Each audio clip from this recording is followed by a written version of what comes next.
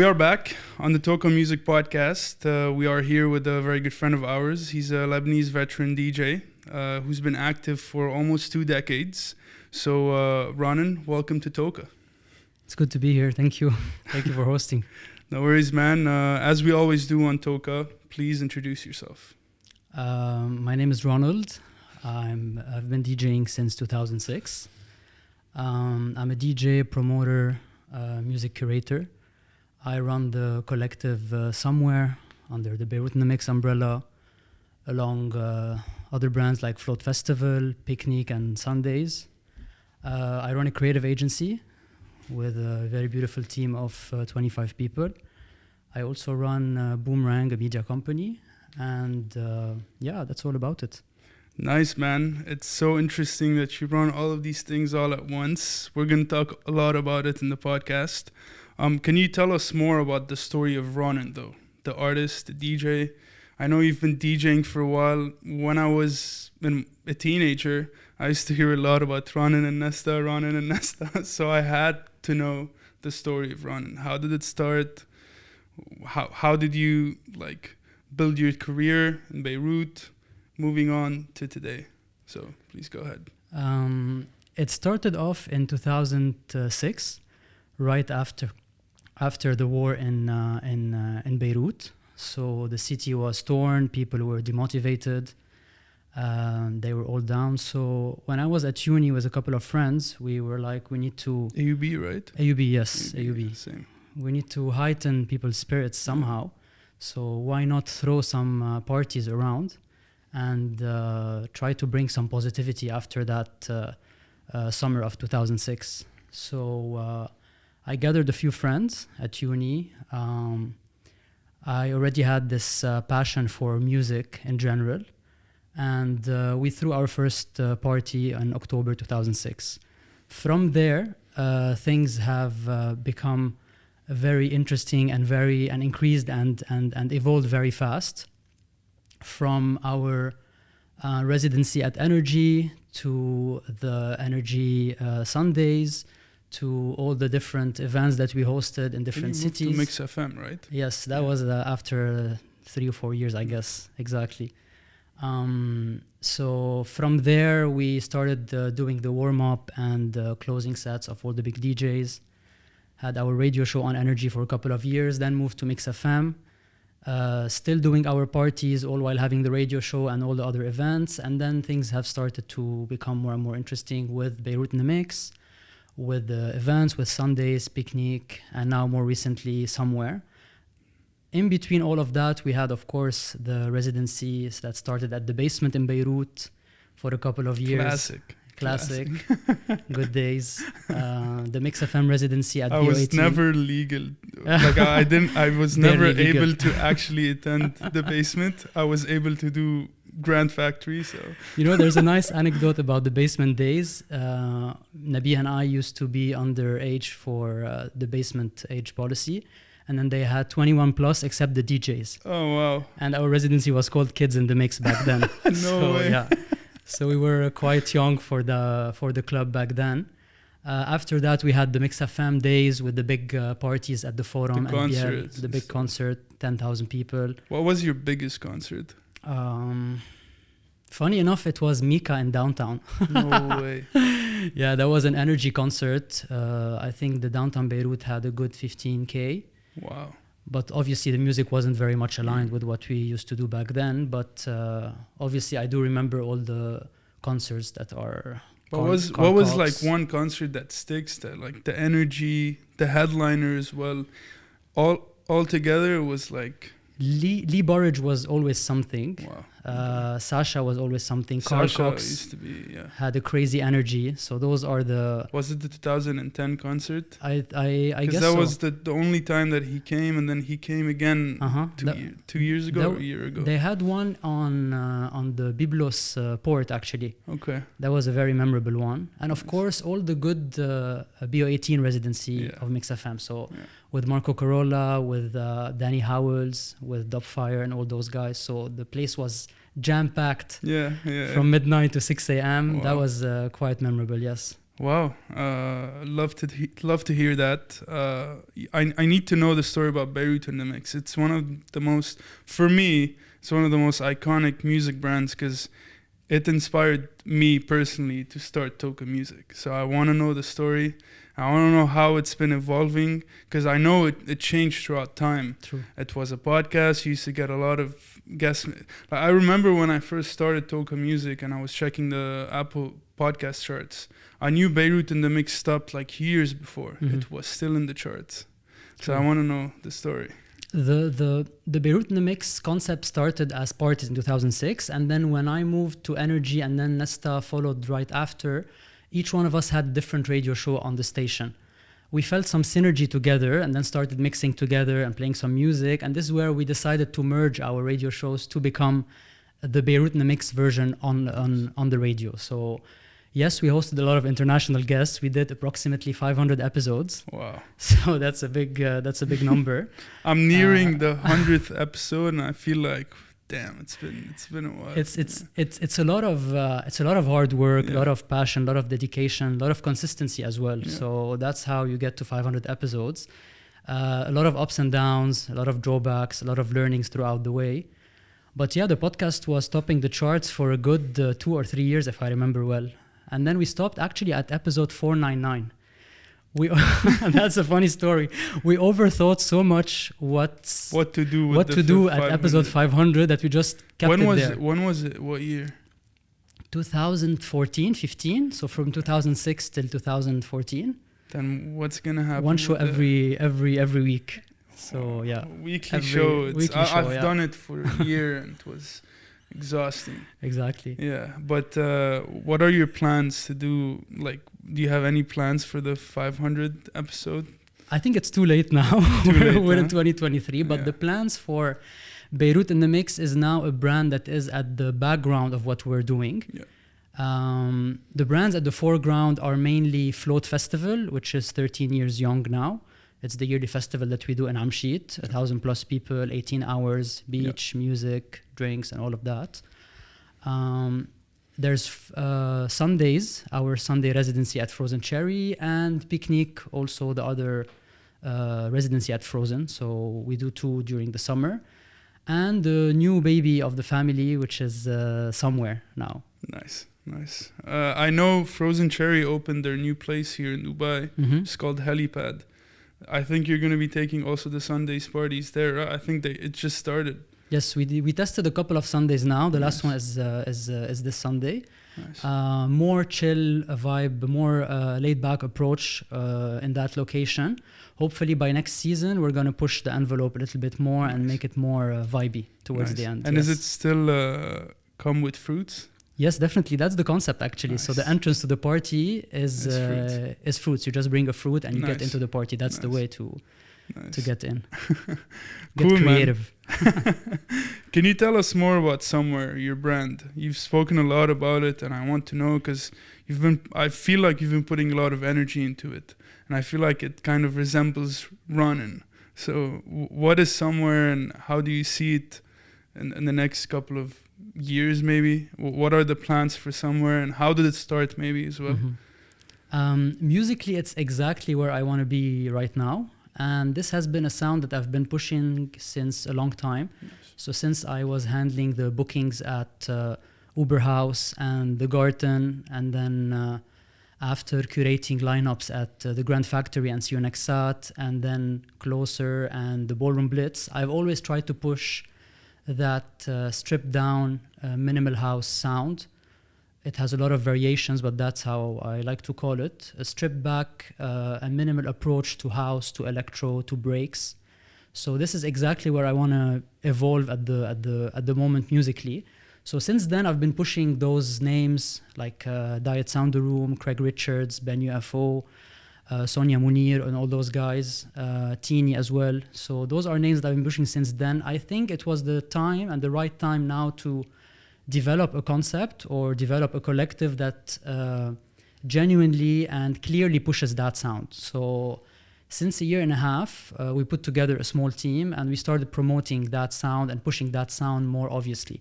So we got names like Sweely, like Quest, like Antea, the Imagine family joined. Soon next season we're going to be inviting the people of VBX and all those like-minded promoters and artists that we like and appreciate and want to actually put at the forefront in our scene. Nice. We did many cities. We did Fujairah, we did Dubai, we did Beirut, we did Vienna, we did Paris. So the brand was expanding very, very fast during that year and a half. And this is where we actually want to position ourselves as a collective. Of course, right next to the other brands that we're pushing, which are Float once a year and Sundays and Picnic. Nice. For the Sunday residencies at Frozen during the summer. Nice, man. Too many concepts, but I feel like you're juggling them perfectly. And yeah, it's an inspiration to know all of this. You just mentioned all the different cities that you've played in. So you've been playing around the region and in Europe. So what's one city that sticks? That's like, it's a perfect city for clubbing, tourism, everything. Like it sticks. It's actually all the good components of every city. Yeah. So if you go to Paris, I feel a very romantic. I'm very romantic towards Paris. I love the city. Half of my family is there. Nice. A lot of my friends are there. So I have this nice affinity to the city. Berlin, a lot of good friends there. Amazing clubs. The vibe there and the energy is extremely interesting. Vienna, the food, and our host Dennis Dean is also extremely lovely and always very caring when we go there. And Beirut, of course, all the time. Dubai as well has been good in some way or another. And surprisingly, Saudi and Riyadh now. So I was there last December for XP. It's growing. It's growing massively. Very nicely, very genuinely. Really good crowd, quality music, pushing amazing lineups. They're pushing the envelope. Big production as well for XP and Middle Beast. So it's a bit. It's the best element of all those cities that make it special and unique. So when I plan a tour with the team, we try to bridge 2-3 weekends together. So we try to lock Europe during 2-3 weekends or the GCC and try to make the most out of 2 or 3 weeks of touring. Nice. So we could rest for another 3 weeks after. Nice. Amazing. Who's your team consisting of? Like who does it consist of? So there's James, my partner in Hot Axis. Nice. There's EJ, our outbound booker and agent as well. You have the & Co team who handles everything from branding, design, communication. You have amazing people like Yara who handles the art direction as well. So it's Yara bits and Timsah? pieces. Yes. Yeah, I know her sister, so Sarah. Yeah. Yes. So it's bits and pieces and interesting people to work with. You have Torpedo supporting us in Paris as well. A lot of discussions happening with Jad Qadi in Montreal. So we're trying to branch out to different cities and to try and gather an interesting team on top of the core team that we already have. Nice. I really believe that collaboration is the key to success. It is. Especially with like-minded people doing interesting things in different cities. Definitely, man. That's the key to all success. Going back to Beirut a bit, I know you've DJed in Beirut since 2006 until today. How do you compare the scene in Beirut back then to how it is today? I know it changed a lot, crew, so I want to know your perspective over Beirut. Beirut scene has changed, and we were kids back then. So we were 18. I'm 35 now, so we were 18 back then. Our approach to things was a bit more spontaneous and innocent. So when we wanted to throw a party, we would just go knock on the door of the club, sit down with the manager. Were you a part of Uberhouse's beginnings? Like definitely, Nacht? yes, Nacht? definitely. Nacht was 6 months or 12 months after. So Uberhouse was the start of it. Yes, Uberhouse was the start of it. Okay. With Romax, with Nimr, with Ali, with Ziad, with Nabi, with Phil. Was it like a small, intimate, private party? It was in the basement of WH Hotel in Hamra. So I don't know if you remember that or I don't think so. I any think of the I was listeners pretty do. young back then. Yeah. Yeah, so this is where we started hosting the crazy Friday night residencies Yeah. and Saturday night residencies, even sometimes Sundays on days off and holidays. And this is where the concept grew from Uber House in a hotel basement in Hamra to the Garden in downtown Beirut. Sadly, what happened to it recently Yes, is unfortunately. so sad, but Unfortunately. it's my favorite club, Same. the Same. Garden. The Garden has had a great energy and a great repartition of space, so Yeah. you could party hard in the dome and in the backstage. Yeah.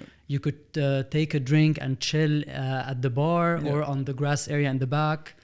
The nice area that Valentina created on the side with the market, with the Yeah. face paintings and all those activities, the food stands, was pretty interesting back then. Was I spent half of my early young adult years at the Garden. Like every weekend was a festival. Like the sunrise, Exactly. exceptional.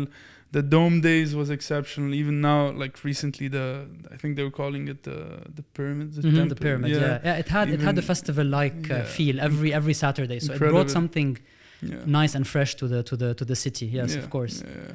So I was part of that team, Yeah. and we pushed the envelope and we pushed things as much as we could for Uber House, the winter location. Nacht came after when we did that at I Station. remember Nacht was Yeah. my time. So Okay, this is okay, where I yeah. started to know about Uber House. Exactly. And So me and my friends. Nacht, I guess, was in season 2. So Hamra, no? it was in Sin El Fil actually. Nacht, yeah. Sinfil, So we did like 10 or 12 dates, one after the other, and then that was like a prelude before the Garden. The summer. Garden. Yeah, exactly. Nice. Where were we? Yeah, so to go back to the question, the difference between the past and Yeah, different today. between the past. So Yeah. so back then we were a bit innocent. We did things very spontaneously. Booking venues was easy. Facebook had just started in 2005-6. Yeah. So The putting, algorithm was the algorithm pretty was nice. virgin still. Yeah. So putting an event there, and you had like 500, 600, 700 attendees. Yeah. Printing flyer at Malik's, facing the main gate, getting in, putting the flyers outside and distributing flyers at the cafeteria and all of that. So it was a more organic feel to the events, to putting up an event, to bringing in people, to building this culture. Also, obviously, the music style has changed. My style has changed since then. I was very heavily influenced by French house, by jacking house as well. But this allowed me to actually build a certain base for the style that you I'm play playing today. now, which is a bit more versatile, a bit more solid, a bit more underground. Mhm. Fast forward to today, it's becoming more and more challenging.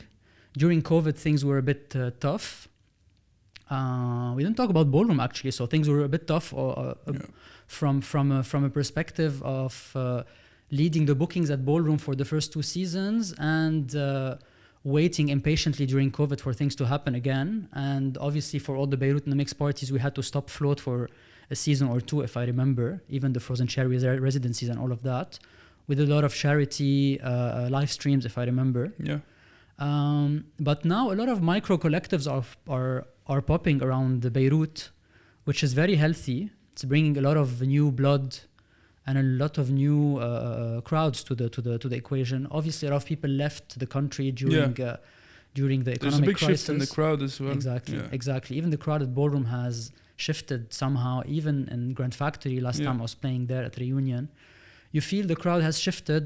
Thankfully, during summer, during Christmas, during Eid, things are more active. Very Expats active. come in. Yeah. So it's more interesting. It's more buzzing as a city. But I have a good feeling about it. It's going to be tough during the winter time, but in summer and in holidays, it's pretty interesting. Yeah. Nice. What are the plans? You're still handling the bookings of ballroom, right? I'm supporting in the bookings. I'm still a resident, Nice. even though I'm going to Beirut 2-3 times a year. But Nice. every time I'm there, I make sure Nice. I have a gig at ballroom. I'm always in touch with Mo, always exchanging ideas. How's it going now? I'm interested. I'm interested to know. It's happening. Maybe not all the 3 rooms are opening simultaneously because But it's opening every weekend. It's opening every weekend. Yeah. Yeah, of course. Yeah. For the usual circuit on Friday, sometimes 3, sometimes 2 rooms, and Saturday is a space for promoters to actually express Nice. themselves. and sometimes Thursdays or Sundays, depending on the holidays. Nice. We have back Nice. from the Crate and other residencies as well. Nice. We've mentioned that you were part of the Ronin and Nesta duo. I want to know what happened. I know Nesta also shifted. So you guys you parted ways technically, but you guys are still very good friends. I want to know about this relationship and this friendship, because I know even Nesta now is doing his thing. You're doing your thing. Nesta has his label. You have your own little collective. So how was that synergy? Because you told me that was the synergy, but now how did it come about? So. When we started in 2006, I met Nabih back then. We had different group of friends, but a lot of friends in common as well. So it's a common friend in Paris who put us in touch together on MSN. So back then good days. We used to exchange a lot of music. Yeah. We used to LimeWire, Napster. So.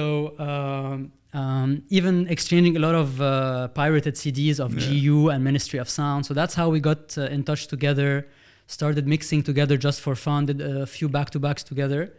And our journey started at I Love Beirut, so the party in October 2006, then another one at BO18, back when Gunter and Stamina had started their residency at BO.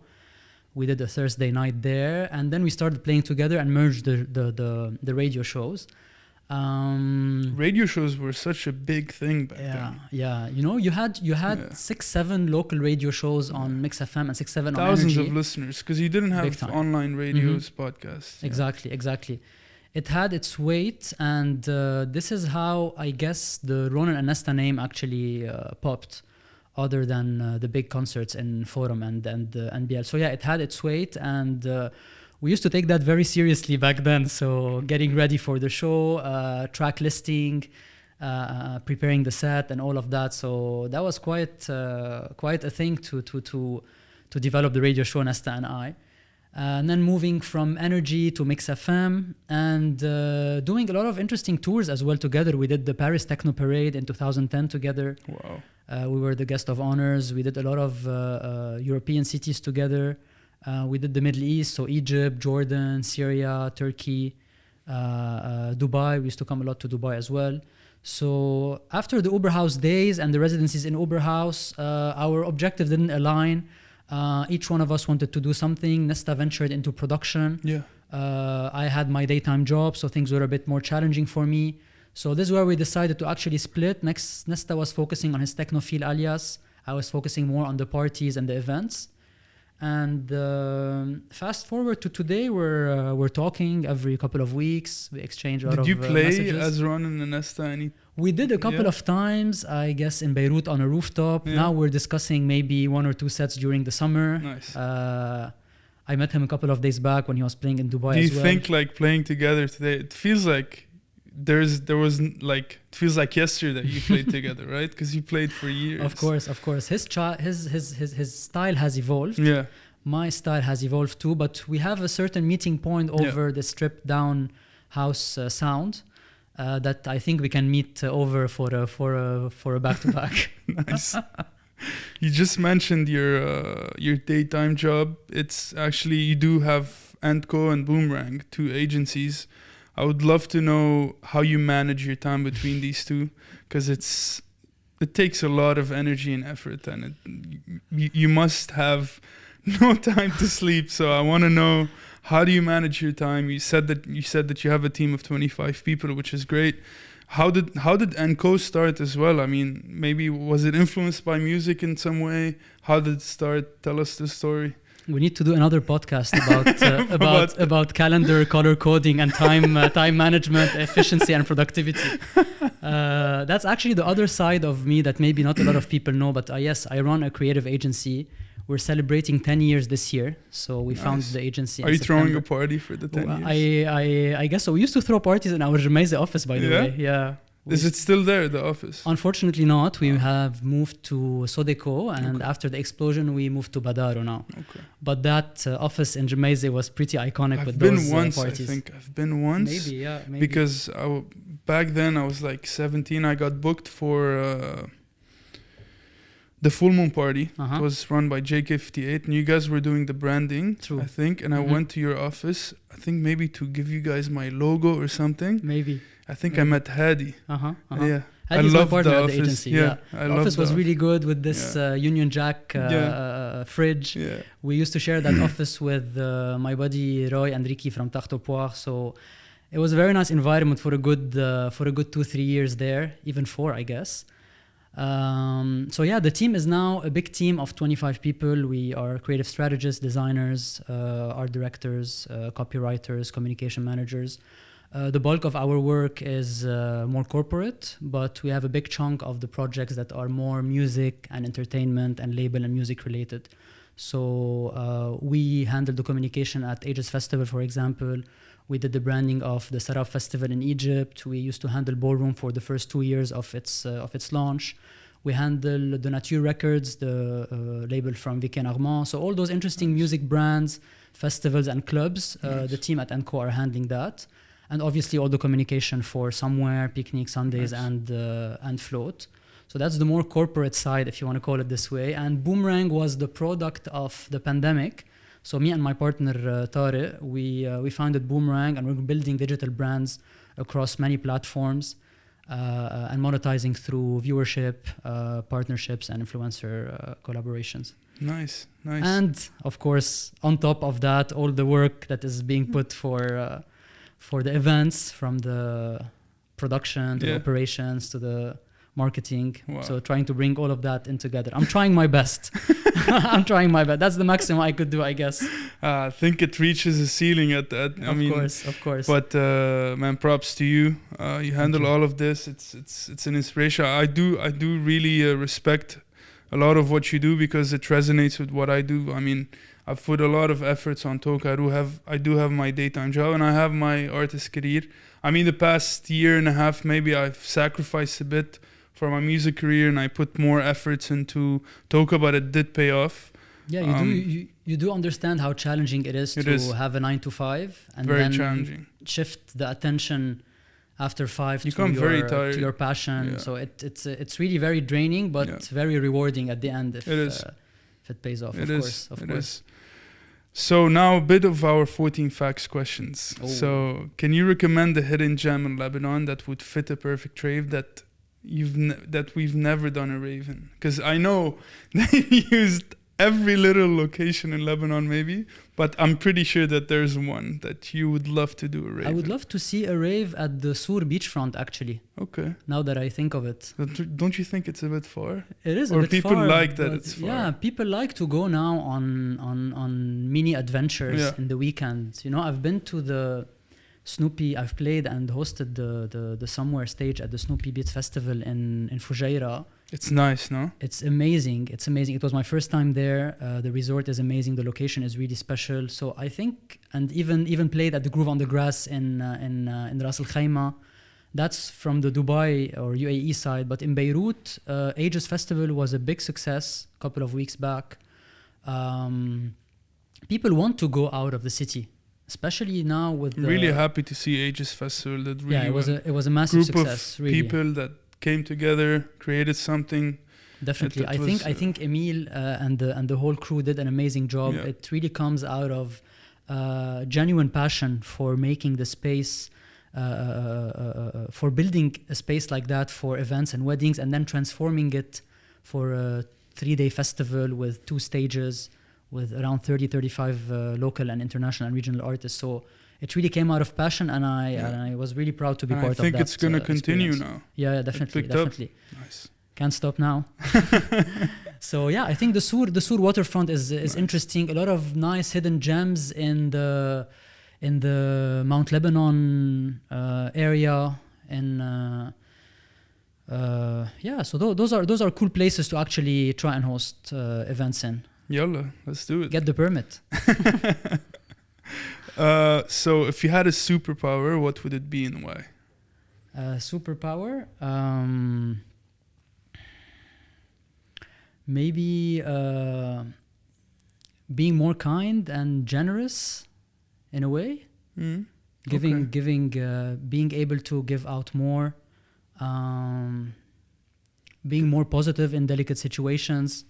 Just enumerated like 3 or 4, but those are basically what I'm trying basically to. like a superpower for your mental stability. Yes, of course. Yeah, of course. yeah. That has been That's the very biggest challenging. challenge, That has yeah. been very, very challenging. I moved to Dubai 2 years back, and leaving Lebanon in the way it was, coming here, opening a new page. We had a bit of anger, man. Big time. Yeah. Anger, PTSD, Yeah. unsolved issues. Yeah. So that was a bit challenging to actually come here, open a new page. So maybe mental stability, mental clarity, positivity, kindness. Imagine there's a button. Oh, my mental health's not good. Yeah, Stabilize it. exactly. Oh. That would be a blessing, actually. Yeah. So I try my best every day, despite all the things I have to do, to try and balance things out with yoga, with physical activity. You should come play paddle with us one day. I should. I've played once. You were there, no? Maybe When we played paddle with Jad Josh, and Jad, yes, and yes, Pach. yes. Yeah, Should come more often. We're Yeah. doing Tuesdays. You guys were cooking. You and Jad and Josh, me and Pach and two other guys. We were so bad. Pach, if you're hearing this, I'm sorry. I was the worst. So we were so bad. We booked 2 court actually, so that would be a nice idea maybe. Yeah. I love One to for play the- basketball if you do play basketball. I'm 1.65 m, so I would skip that. Oh, it's fine. I mean, we're just gonna go have fun. Do you watch any sports or? Yes, soccer back then. I used to play professional soccer for 3 years. Okay. So What's your position? forward. Forward. Yeah, forward. So defense. So, okay. Who do you support? Clubs. I'm a big fan of Real Madrid since the Roberto Carlos days. So Okay, I'll give it to you. These days were nice. I'm a Barca fan, but I'll give it to you. And I can still remember the Italy versus Brazil World Cup in '94. I was a kid and I just woke up the next day running to the... Brazil won. Brazil won, yes. So the missed penalty by the Italians. I still remember Ronaldo on the bench. The real Ronaldo, the OG. Fenomeno. So exactly, the fenomeno. So I have a penchant for Brazil, yeah. Nice. Yeah, I'm with Argentina. I've been Okay. supporting them ever Well since I was a done kid. the past year. This year was so satisfying. It was crazy. I think that was by far the best final I've watched. By far. It wrecked my emotions. That was crazy. Like I was emotional roller drained. coasters. I slept for like I don't know how many hours the next day because I was so exhausted. Ups and downs. It was tiring. It was draining. Yes, it was. But it was draining. worth it. It was really worth it. Good one. Yeah. One person you dream to have a coffee with. And why? I've watched the Pelé movie recently. Mm-hmm. So now that Pelé passed away, maybe I would sit a couple of minutes with him for a coffee and a catch up. Incredible. His story is really interesting. I encourage everyone to watch the movie and to read a little bit more about it. I did watch it. It's super interesting. Yeah. So he came in with a certain mentality to play the Brazilian way, and then the coach back then, because they had lost the previous year the World Cup, wanted to implement a more European style approach. So he fought for it. He played his style. He converted the team. He converted the coach actually, and they won the World Cup when Pelé was first selected. 60s, no? Yes. 50s, 60s. Mm-hmm. But you need to also watch. Speaking of Pelé, you need to watch the docu-series about the story of Maradona. It's on Prime Video. Nice. Amazon Prime. It's called Maradona: A Blessed Dream. It's in Spanish, but you can watch it in dub. Cool, I will. It's incredible. I will. Yeah, it's very nice. Do you like Maradona? I like soccer in general. So and I'm not his stories. I'm not a hater, crazy. So I would watch. His gladly story is Maradona crazy. documentary, yes. Went to Barca, then moved to Napoli, and all the craziness. Napoli won the league now. Yes. 33 years later, Wow. after Maradona won it for them. Yeah, he had a cult-like following in Napoli. So Napoli, they still have crazy pictures and the stadium is called Maradona. True. Insane. Nice. Can you tell us a fun fact about yourself that most of your followers don't know? Fun fact: I'm gonna become a dad in a couple of days. This is the next question. Is that funny enough? Yeah, that's the best fact we can know of. Speaking of this, I want to know, how are you prepping for that? I know this can take a whole other podcast, but I want to know how you're preparing for that. It's a massive step. Your wife's going into labor like next week.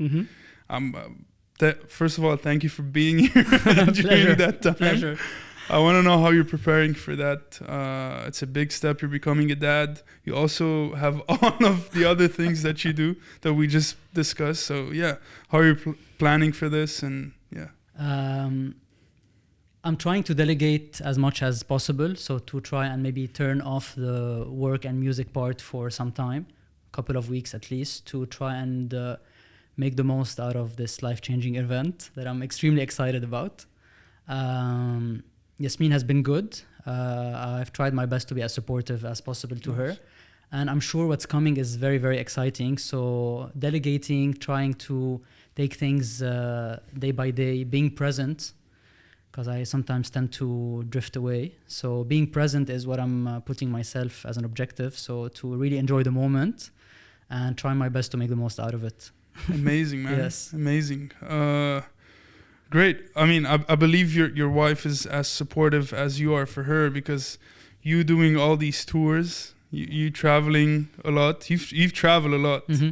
In the past couple of years, you've traveled a lot. So I've squeezed in like a good 7-8 countries in the past 2 months just to make it up for. But does she travel with you sometimes? Sometimes, yeah, sometimes. Okay. Like, of course, during the pregnancy, it was tough for her. We did France together. We did Beirut together.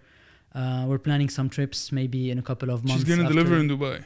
She's gonna deliver in Dubai. Okay. We're gonna stay here for a good month, and then family's coming. Of course, nice. yes. My mom and her mom are here, so we got family support. That's a blessing.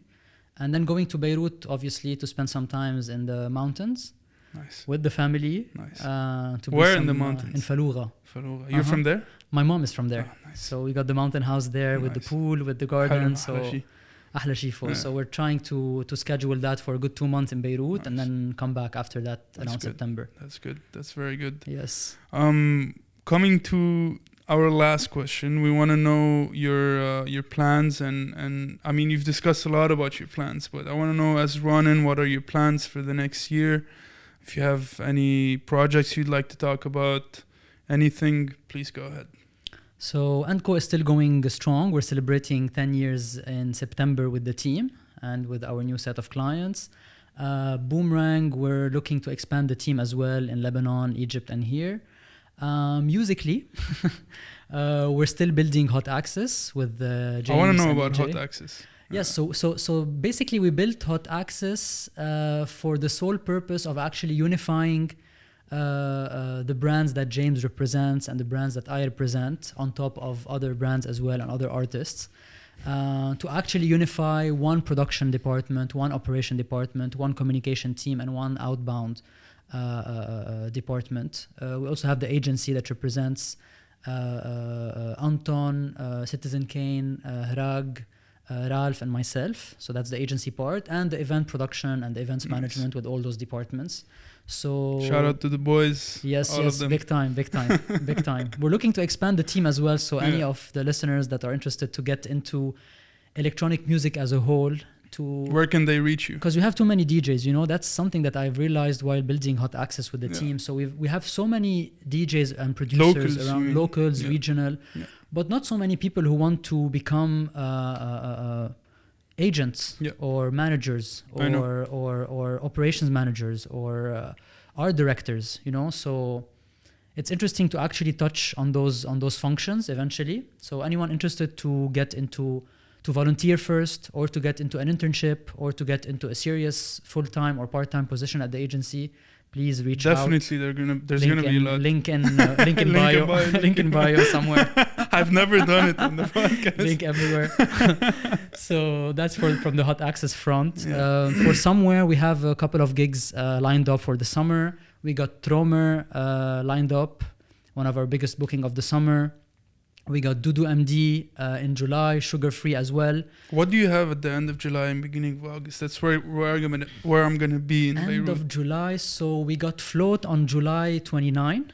In Beirut. Nice. That's in Batroun? In Amshit, yes. Amshit. Same location. Nice. 13 years on. It has a very nice.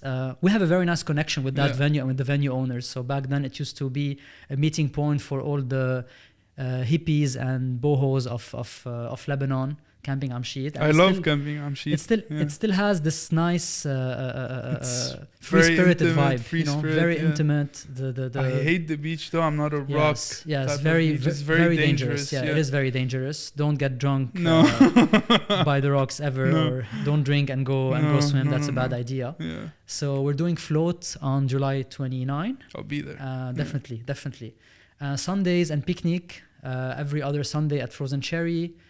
Somewhere, and obviously gearing up for the winter season in Beirut and in Dubai as well. So I've met a lot of interesting people in Dubai too. We're trying to work on cool projects here, bringing them on board to make somewhere a more mature brand musically and artistically in Dubai, because I think the scene is quite buzzing here, but it lacks sometimes the more culture. The more culturally driven, the more intimate maybe type of gatherings in more eclectic locations, not like your usual locations here and there. I think Groove on Grass have been trying to do it for a couple of years. Groove on the Grass have interesting lineups. The location is pretty much the same in their parties. Snoopy.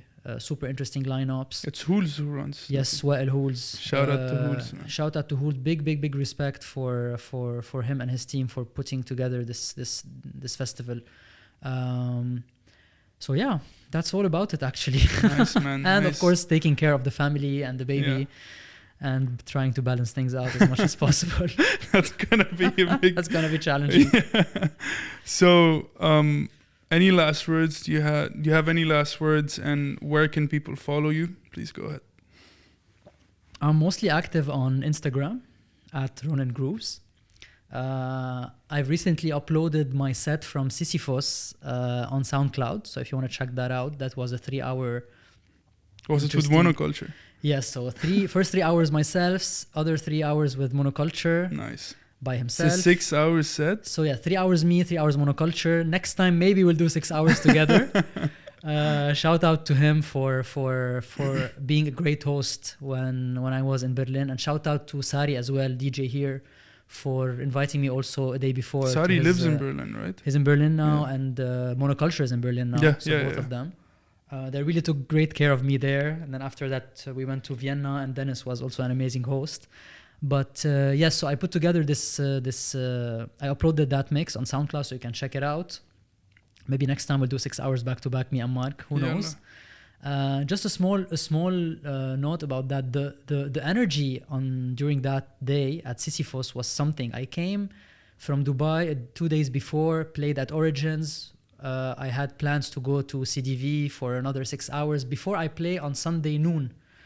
At Sisyphos, but I was so tired I went back to sleep. I woke up, got a big fresh juice, my dose of vitamin C and turmeric and honey and whatever, and then when I arrived to Sisyphos I was so tired and sick. But then when I got into the club, it was Sunday noon, the vibe was so amazing. My cheeks were hurting because I was smiling so much during my set. Because you know how they say the energy was good, but really I felt an amazing energy during that set at Sisyphos, and I'm definitely coming back again very very soon with a big smile and a big heart for everyone. So basically Instagram and SoundCloud, those are the two cool platforms I'm on, and at Ronin Grooves, at Ronin Grooves, at Ronin Grooves, obviously somewhere underscore 13, 14, 15 times. I can't remember how many. Why do you have all these underscores? We overthought the handle way too much. So we actually have a nice handle on SoundCloud. It's somewhere inside your mind. That's good. So it was a bit too serious for Instagram. Just to stand out, we just put underscores after, and we stopped at 13 or 14 underscores. Nice. So yeah. Great, man. Thanks a lot. One last thing, if for all the things related to Toka, please go to www.tokamusic.com. And thanks a lot, bro. Thanks for hosting. Pleasure to have you, bro. Thanks, my man.